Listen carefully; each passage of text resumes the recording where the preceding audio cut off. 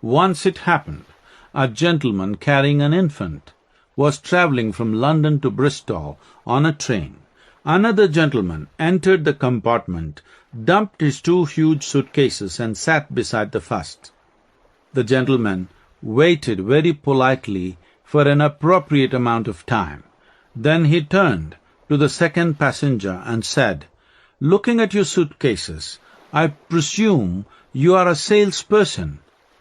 I am also one." The gentleman said, "Yes, I am a salesperson." Another genteel pause. Then the first passenger asked, "What do you sell?" The other replied, "I sell helical gears." Another decorous silence. Then he asked the first gentleman, "And what do you sell?" He said, "I sell condoms." Shocked, the second gentleman said, "You sell condoms, and you're taking your son with you on your business. Is that appropriate?"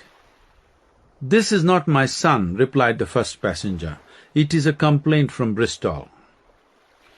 Human beings are in a perennial state of complaint. They carry their complaints with them like a badge of their identity. There are many who live their lives lamenting that life has been particularly unfair to them. They cite instances of all the terrible things that have befallen them, the chances they never got, the many injustices they have suffered. Maybe it is even true. What most people forget is, the past exists within each one of us only as memory. Memory has no objective existence. It is not existential, it is purely psychological. If you retain your ability to respond, your memory of the past will become an empowering process.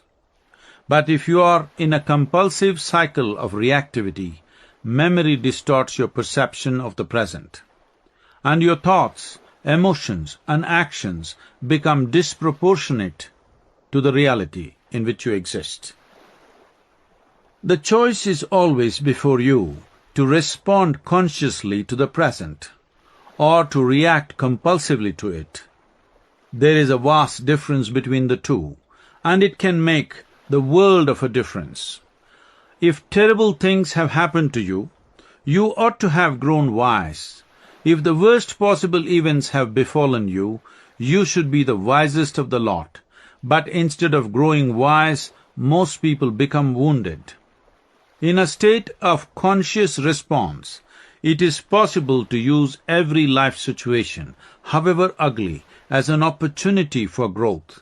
But if you habitually think, "I am the way I am because of someone else," you are using life situations merely as an opportunity for self-destruction and stagnation. I once heard a moving account of a woman who used one of the most horrific life situations to transform herself into a beautiful being. In the beginning of World War II, a bunch of Nazi soldiers broke into a house in Austria. They took the adults away separately, and the 2 children, a 13-year-old girl and an 8-year-old boy, were taken to a railway station. As they waited along with other children for the train to arrive, the boys started a game. Oblivious to what lay in store, they started playing as children are wont to do. A cargo train arrived, and the soldiers started packing everyone into it. Once they were in, the girl noticed that her brother had forgotten to bring his shoes. It was an Austrian winter, a bitter one. Without shoes, you could lose your feet. The girl lost her temper.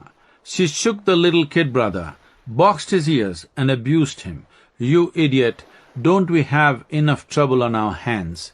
We don't know where our parents are. We don't know where we are going. And now you go and lose your shoes. What am I supposed to do with you?"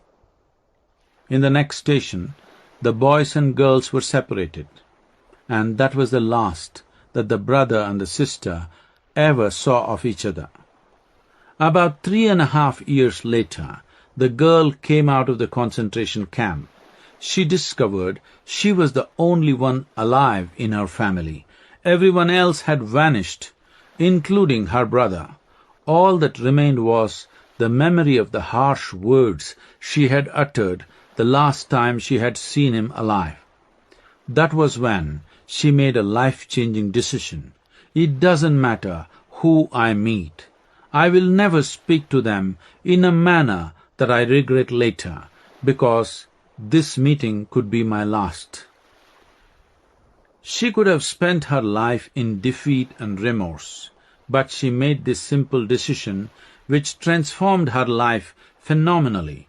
She went on to live a rich and fulfilled life